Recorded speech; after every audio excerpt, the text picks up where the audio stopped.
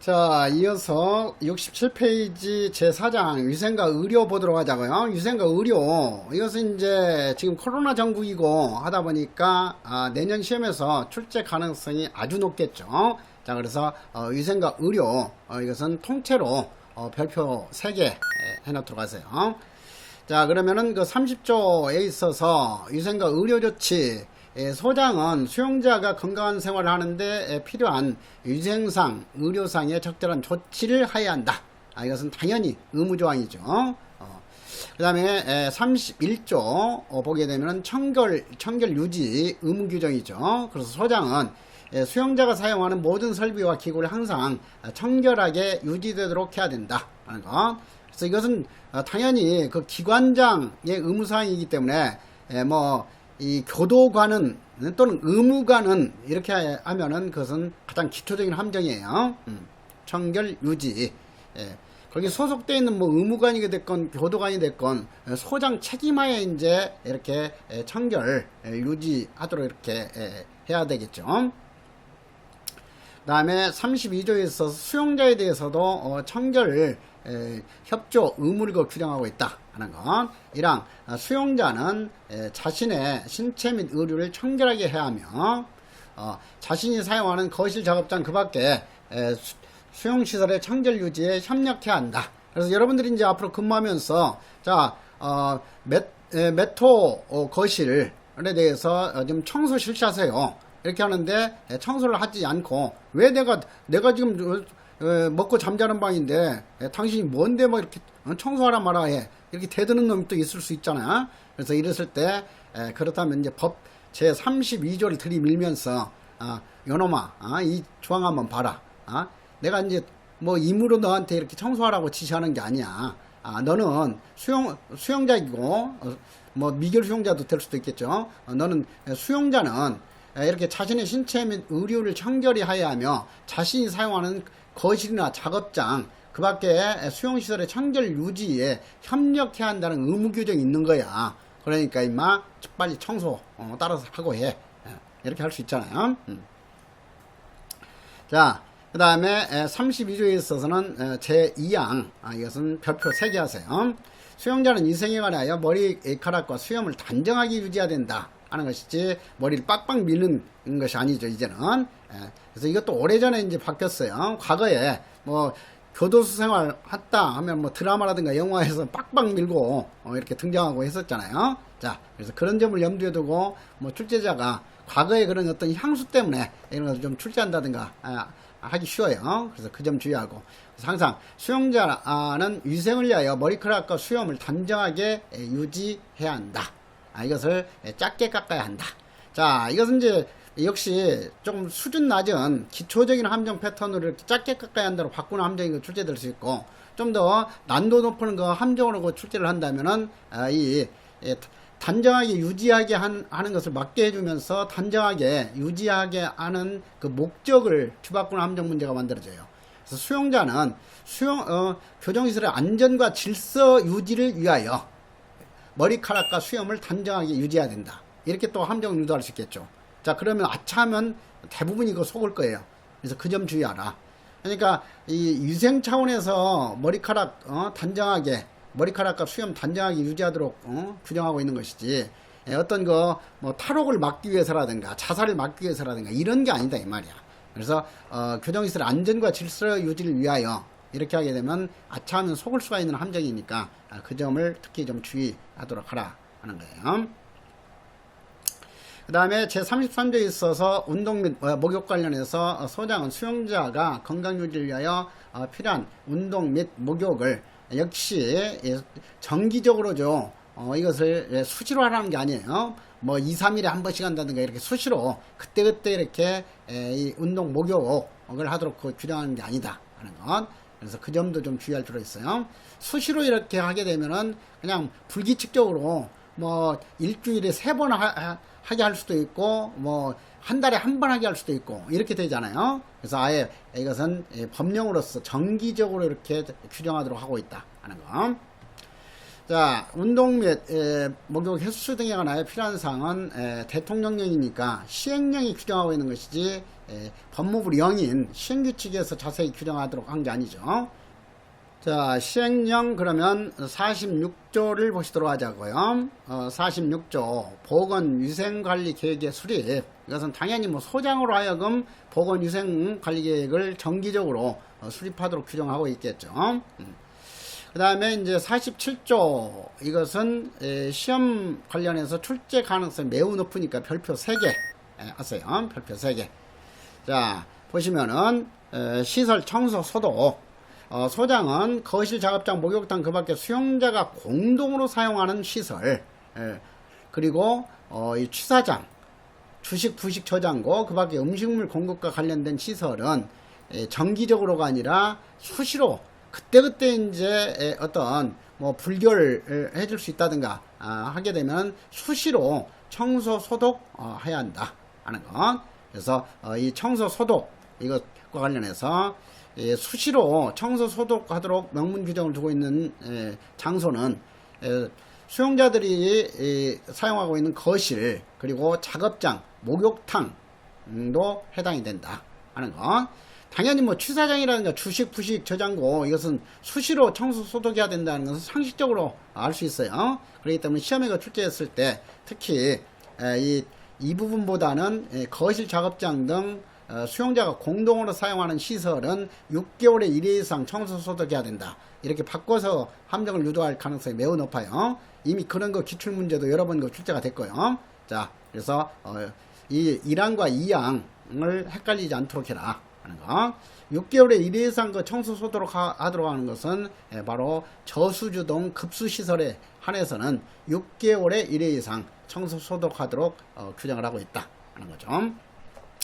그 다음에 48조에 있어서 보시면은 수용자는 교도관이 30조 1항에 따라서 자신이 사용하는 거실, 작업장 그 밖에 수용시설의 청결을 유지하기 위하여 필요한 지시를 한 경우에는 이에 따라야 할 의무까지도 시행령에서 명백하게 규정을 하고 있죠. 그래서 꼼짝 못하도록 이렇게 다 규정을 해놨어요. 그 다음에 49조는 별표 2개 하세요. 실외운동. 소장은 수용자가 아에 대해서 매일 공무원 근무시간 내에서 하는 거 규정이에요. 그러니까 공휴일이라든가 토요일 이런 근무시간이 아닌 날에는 해당되지 않아요. 그래서 소장은 수용자가 매일 공무원 근무시간 내에서 1시간 이내에 자, 이것도 1시간 이내이지 접견 시간 뒤에서 공부하겠지만 접견 시간은 30분 이내로 명시하고 있어요. 그래서 그 30분 이내하고 헷갈리도록 출제할 거니까 그 점 주의하고, 그 다음에 이제 수용자 차후 최저 기준규칙 유엔에서 규정하고 있는 수용자 차후 최저 기준규칙에서는 1시간 이상으로 운동을 시키도록 명문 규정을 두고 있어요. 근데 우리 법에서는 1시간 이상이 아니라 1시간 이내로 규정을 하고 있기 때문에 또 이상으로 바꾸는 함정 문제 출제하면 속기가 쉬워요. 그래서 그 점 주의하도록 해라. 그래서 실외운동을 할 수 있도록 해야 한다 하는 거. 다음에 이제 실외운동을 실시하지 아니할 수 있는 그런 사유로는 작업의 특성상 실외운동이 필요 없다고 인정하는 경우, 어떤 이 고된 근육을 쓰는 작업을 했다든가 이런 경우 같은 경우는 구태여 이렇게 운동까지 허용하지 않을 수 있도록 하고 있다 하는 거. 그 다음에 질병으로 운동이 오히려 해가 되는 경우에는 운동을 면제시킬 수 있다 하는 거죠. 그 다음에 우천, 비가 오거나 눈이 오거나 이걸 뜻하는 거죠. 비우자, 우천 때나 날씨가 이제 흐려가지고 운동장 같은 데서 운동시키기에 적합하지 않을 때 우천. 그 다음에 수사받으러나 재판받으러 아니면 검찰청에 이제 불려나간 경우, 이런 경우까지도 일일이 다 매일 이렇게 1시간 이내 운동을 허용해야 되는 것은 아니다 하는 거죠. 그래서 운동을 실시하지 아니할 수 있는 사유까지도 출제할 수 있으니까 운동을 면제할 수 있는 사유에는 어떤 것이 있는가 하는 것을 좀 알아둘 필요가 있고요. 그래서 이제 여기서 연상암기법으로 이렇게 제시를 하는 거예요. 우질수작을 제차하면 운동을 실시하지 아니한다 한 거고요. 그 다음에 여기서 또 2항, 이것은 별표 4개 해가지고 항상 이런 것은 헷갈리지 않도록 이렇게 정리할 거예요. 자, 그래서 운동 시간은 1시간 이내이고 개인 자금은 2시간 이내이고 간식 지급은 3시간 이상이고 앞으로 공부하게 될 방송 편성 시간 이것은 6시간 이내이다. 자, 이런 거 관련 숫자가 이제 아차하면 계속 헷갈리고, 그 다음에 이것도 이제 그냥 뭐 그때그때 단편적으로 운동 시간에 대해서만 1시간 이내에 열심히 기억했다가 또 개인 작업 한참 뒤로 가가지고 2시간 이내 기억했다가 이런 식으로 하게 되면은 그냥 그때그때 그냥 맨날 새로 공부하는 것처럼 되게 되는 거야. 그래서 이런 것은 이렇게 헷갈리지 않도록 하기 위해서도, 그리고 효율적으로 공부하기 위해서도 이렇게 딱 한 문장으로 정리를 해야 할 필요가 있어요. 그래서 이런 것은 이미 이 법령집에서나 앞으로 공부하게 될 객관식 문제집 이런 데서 계속 반복하면서 이렇게 정리해가지고 강조를 하고 있으니까 그때그때 반복해서 여러분들 머리 좋은 그 머리로 계속 머릿속에다 필기를 하려고 하세요. 그 다음에 50조 별표 하나 하시고 목욕 횟수. 그래서 이 목욕 횟수 보시면은 소장은 작업의 그 특성, 계절 그 밖에 사정을 고려하여 수용자의 목욕 횟수를 정하되 부득이한 사정이 없으면은 매주 1회 이상 이 되도록 해야 된다. 자, 매주 1회 이상이 되도록 해야 된다. 형광펜으로 밑줄 쫙 하면서요.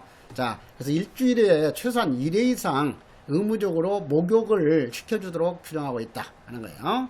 그 다음에 좀 더 심화시키면은 목욕 횟수에 대해서만 명문 규정을 두고 있을 뿐이지, 운동시간처럼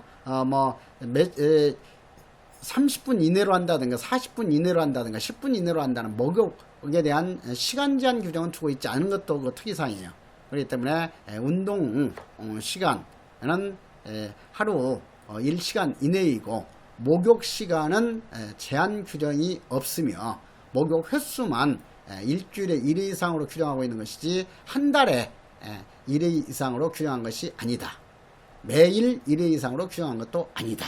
이렇게. 그 다음에 건강검진 나오면은 앞에서도 강조했듯이 건강검진하고 헷갈리도록 할 용어가 뭐라고 그랬어요? 건강진단이라고 그랬죠. 그래서 신입자에 대해서 적용하는 것이 건강진단이고, 이입자, 다른 교정시설에서 이송되어 온 이입자에 대해서는 건강진단은 적용되지 않는 사항이다 했어요. 그리고 건강진단하고 구분해야 할 것이 건강검진이다. 그래서 건강진단은 신입한 날로 3일 이내에 실시하도록 하는 것이 원칙이다 했고요. 그래서 그때도 한번 대비시켰어요. 건강검진은 소장은 수용자에 대해서 건강검진을 정기적으로 실시해야 된다지 역시 수시로 실시해야 된다가 아니에요. 그래서 정기적으로 그러면 어떻게 시행령에서 규정하고 있는지 보시면은, 자, 1항 소장은 수용자에 대해서 1년에 1회 이상 건강검진 실시하도록 하고 있어요. 1년에 1회 이상. 자, 1년에 1회 이상이면은 아주 기본적으로 잘 해주고 있잖아요. 종합 건강검진 실시하는 거니까. 자, 그래서 건강검진 횟수는 원칙적으로 수용자에 대해서 1년에 1회 이상이지 6개월에 1회 이상이 아니다. 다만 이렇게 자주 건강검진 시켜주도록 해야 되는 것이 이제 노인 수용자하고 어린애들, 미성년자 수용자. 그 다음에 이제 아주 좀 위험시해야 할 것이 개호상 독거 수용자라고 그랬죠. 자, 그래서 건강검진에 이 특칙을 적용하고 있는 수용자는 3종류밖에 없다.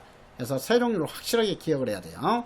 자, 그래서 19세 미만의 그 수용자, 그 다음에 개호상 독거 수용자에 대해서는 6개월에 1회 이상 건강검진 실시해야 되고, 그 다음에 이것도 이제 그 관련 조항 여기 당겨서 이렇게 정리했는데, 소장은 노인 수용자에 대해서는 6개월에 1회 이상 건강검진해야 된다. 그래서 연상기업법 해가지고 정리했듯이 이거 시험에 아주 출제가 잘 되니까 별표 4개 하면서 이 건강검진 관련해서 3개월로 또 바꿀 수 있겠죠. 당연히 6개월에 1회 이상 건강검진 실시하도록 규정하고 있는 수용자의 종류는 3종류다 하는 거. 19세 미만 수용자, 65세 이상 노인 수용자, 처우상 독거 수용자가 아니라 개호상 독거 수용자다. 여성 수용자도 해당되지 않고 임산부인 수용자도 해당되지 않아요. 그래서 아니면 장애인 수용자를 살며시 또 바꿔가지고 함정 유도한다든가 이렇게 할 수 있죠. 그래서 예상되는 정답 내용까지 다 내가 제시했어요. 그래서 그 점 염두에 두면서 이 건강검진의 원칙과 예외, 특례까지 확실하게 기억을 하도록 해야 된다는 거죠. 그다음에 이제 뭐 이런 거 운동 목욕 시의 그런 거 협조 절차. 소장은 노인 수용자의 나이 건강 등을 고려해서 필요하다고 인정하게 되면 운동 시간을 노인에 대해서는 30분 이내로 한정시키는 것이 아니라 뭐 40분, 50분으로 이렇게 연장할 수 있다. 그럼 맞아? 아니잖아.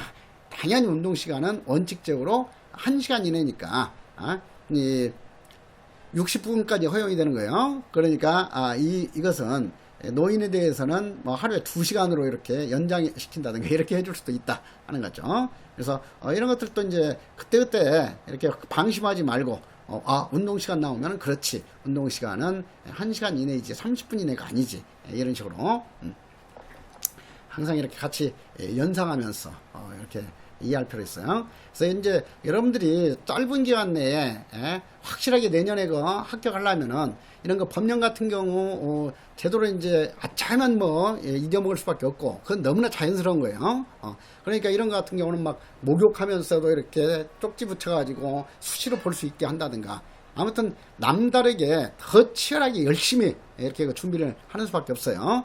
그리고 그냥 단순히 그냥 뭐 다른 어떤 강의라든가 혼자 공부하는 사람들은 머리 글자 암기법만 써가지고 막 억지로 암기시키는 하려고 하는데, 그것은 백회독 해봤자 제대로 시험장 들어가서 살며시 그냥 뒤틀어서 출제해버리면 아무 의미가 없어요. 오히려 더 헷갈릴 뿐이야 다. 그러니까 이해를 이렇게 하면서 함정 패턴까지 이제 좀 염두에 두면서 하더라도 법령 공부는 끊임없이 이렇게 반복해야 된다 하는 거예요. 그래서 법령만 여러분들이 확실하게 이제 방어하면은 내년 시험에서 교정학은 틀림없이 95점 아니면 100점 맞아요.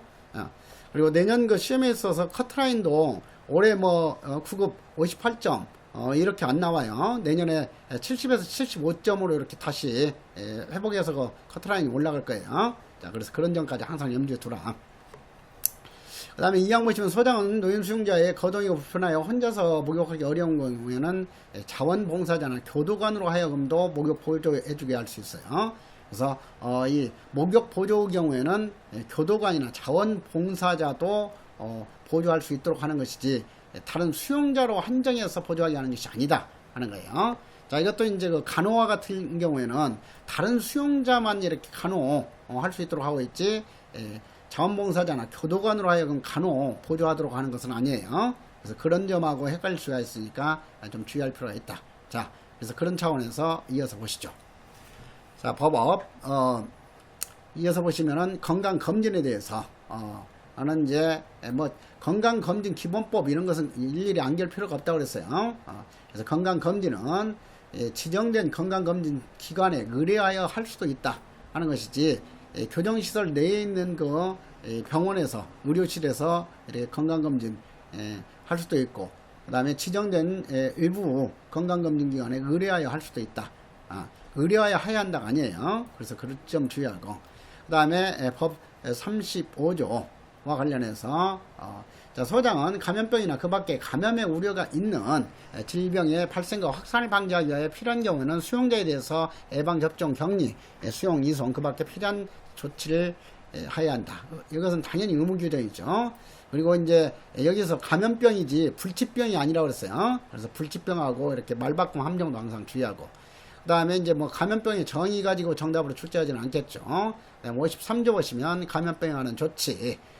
자, 감염병에 관한 조치는 별표 4개 내게 하세요. 4개. 이건 출제 가능성이 아주 높고 헷갈리기가 아주 쉬운 부분이니까. 자, 1항. 소장은 감염병에 걸렸다고 의심되는 경우. 자, 여기서 의심의 형광펜 밑줄 짜가고 의심되는 경우하고, 그러니까 구분해야 할 것이 의심되는 경우. 그 다음에 이제 뭐예요? 감염병이 이제 지금처럼 코로나가 유행하는 경우처럼 유행하는 경우죠.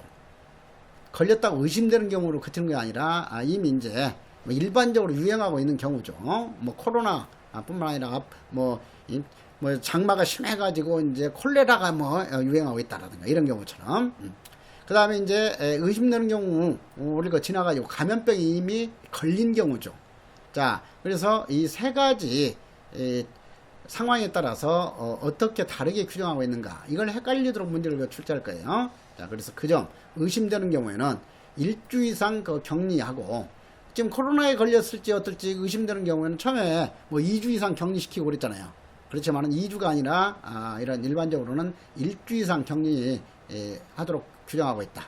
거. 1주 이상. 그리고 그 수용자의 휴대폰 의심되는 경우일 뿐이기 때문에 그 수용자가 지니고 있던 그 수용생활을 하면서 지니고 있던 그 휴대폰만 소독하면 되는 거예요. 휴대폰을 소독해야 한다. 자, 그 다음에 사망 보시면 감염병이 이미 걸렸어요. 걸린 경우에는 의심되는 경우를 지나가지고 걸린 경우에는 즉시 격리 수용해야 되고, 그 다음에 여기서 몇 주 이상 격리 수용한다 이런 것이 있을 수가 없죠. 나을 때까지, 다른 사람을 감염시킬 우려가 전혀 없을 때까지 격리 수용해야죠. 뭐 2달이 됐건 3달이 됐건. 자, 그래서 이것도 이제 뭐 1개월 이상 격리 수용하고라든가 뭐 4주 이상 격리 수용하고야 하는 이렇게 함정 유도할 수 있겠죠. 자, 그래서 상식적인 차원에서 논리적으로 이해를 하고요. 그래서 감염병이 걸린 경우에는 기간 제한 없이 즉시 격리 수용하고, 그 수용자가 사용한 물품과 설비를 철저히 소독하도록 해야 된다. 휴대폰만 소독하는 것이 아니라 그 수용자가 사용한 물품과 그 수용자가 이렇게 스쳐간 그런 거 뭐 설비라든가 이런 것까지도 다 철저히 소독해야 된다. 이런 것은 지금 뭐 우리 뭐 코로나 거치면서 너무 뭐 익숙하게 이제 일상화된 내용 돼버렸잖아요. 자, 그래서 특히 이랑 의심되는 경우하고 그 다음에 사망에 있어서 걸린 경우를 잘 구분하도록 해라. 그 다음에 감염병이 유행하는 경우에는 수용자가 참여로 구매하는 모든 물건에 대해서 공급 중지시키는 게 아니라 음식물만 공급 중지시킬 수 있다죠. 중지시켜야 한다도 아니야, 여기에서도. 자, 그래서 그 점, 이 항에서는 그 점을 주의하도록 하고, 감염병이 유행하는 경우에는 수용자가 자비로 구매하는 물품의 공급을 중지할 수 있다 하면 아주 교묘한 함정이 되겠잖아요. 그래서 그 점 주의해라. 그 다음에 사항 소장은 이 사망의 경우 이런 이제 감염병에 관련된 그런 사항이 발생된 경우에는 지체 없이 법무부 장관님께 보고드리고지 보건복지부 장관이 아니야. 그래서 법무부 장관, 상급기관 법무부 장관에게 보고하고 그 다음에 관할 보건기관의 장에게 알려야 한다. 그래서 이제 그 감염병으로 인해서 수용 거절했을 때 그 조치하고 헷갈리지 않도록 주의를 해야죠. 그래서 감염병으로 인해서 수용 거절한 경우에는 누구에게 알리도록 했죠? 수용 주의기관과 보건소장에게 통지하도록 하고 있죠. 그 다음에 법무부 장관에게 보고하도록 했었어요. 그래서 그 내용하고 이렇게 헷갈릴 수가 있으니까 그 점도 항상 이렇게 이 조문만 공부하려고 하지 말고 감염병이 걸려서 수용 거절했을 때의 그 조문하고도 같이 이렇게 화살표로 연결해 가지고 계속해서 반복해서 비교하도록 하세요. 자, 36조 소장은 수용자가 부상을 당하거나 질병에 걸리면 적절한 조치를 받도록 해야 된다. 당연하고. 그 다음에 54조 소장은 수용자가 부상을 당하거나 질병에 걸린 경우에는 그 수용자를 의료거실, 교정시설 내에 있는 의료거실이죠. 의료거실에 수용하거나 다른 수용자의 그 수용자를 질병에 걸린 수용자를 간병하게 할 수 있다지. 아까 교도관 또는 자원봉사자 또는 다른 수용자에게 간병하게 할 수 있다 아니다 하는 점이죠. 그래서 그 점을 주의하도록 하고, 그 다음에 가볍게 이제 뭐 질병에 걸린 사람, 감기 정도 걸린 사람 반드시 의료거실에 입원시켜야 되는 것은 아니죠. 그래서 그런 차원에서 이 질병이 걸린 경우에는 그 수용자를 의료거실에 수용해야 된다 하는 것도 현실적으로 맞지 않는 내용이에요. 그래서 그 점 주의하고, 그 다음에 법 제2항 보시면은 치료를 교정시설에 근무하는 간호사는 야간 또는 공휴일 등에 의료법의 내용도 이제 여기에 내가 제시를 했어요. 구체적으로 간호사는 의사의 지도하에만 진료 보조할 수 있지, 간호사가 직접 의사 지도를 받지 않고 어떤 처방을 한다든가 하는 것은 의료법에 위배되는 행동이죠. 자, 그렇지만은 교정시설 내에서 이제 이런 거 야간이라든가 공휴일 등에 가벼운 어떤 그 부상을 당한다든가 응급조치할 사항이 있을 때까지 일일이 출근하지도 않는 의무관의 그 지도를 받도록 한다는 것은 의료 공백이 발생할 우려가 커요. 그래서 이것을 그 규정을 한 거죠. 그래서 이런 상황에서는 그러면서도 중대한 어떤 질병이나 부상이 아니라 경면 그런 질병 부상에 대해서는 의료행위를 할 수 있도록 예규정을 두고 있다 하는 거. 그래서 이 시행령 54조 2에 있어서도 간호사가 이제 의사의 지도 없이 경미한 의료행위로서 할 수 있는 행위에 해당되지 않는 것을 고르는 문제가 이미 기출문제로도 몇 번 출제가 됐고 앞으로도 출제가 될 거예요. 자, 그래서 의약품 처방 및 투약이라든가 그리고 중대한 어떤 질병, 중대한 어떤 상처 치료라든가 이런 것은 할 수가 없다 하는 것. 그 다음에 뭐 진단서 발부하는 행위라든가 이런 것도 있을 수가 없죠. 자, 그래서 어디까지나 경미한 의료행위에 한해서만 의무관 의사의 지도 없이도 교정시설 근무하는 간호사가 의료행위를 할 수 있도록 규정을 두고 있다. 그 다음에 법 37조 자, 1항 소장은 수용자에 대한 적절한 치료를 위하여 필요하다고 인정하면 교정시설 밖에 있는 의료시설에서 진료를 받게 할 수 있다. 자, 이것 여기까지 이제 하게 되면은 너무 또 여러분들 한꺼번에 공부할 내용이 많은 것 같으니까 그러면은 이것은 다음 시간에 진도 나가도록 할게요. 자, 오늘 또 수고 많았어요. 자, 우리가 즐겁게 밝은 희망을 가지면서 힘차게 이렇게 진군에 나가도록 하자고요. 수고 많았어요.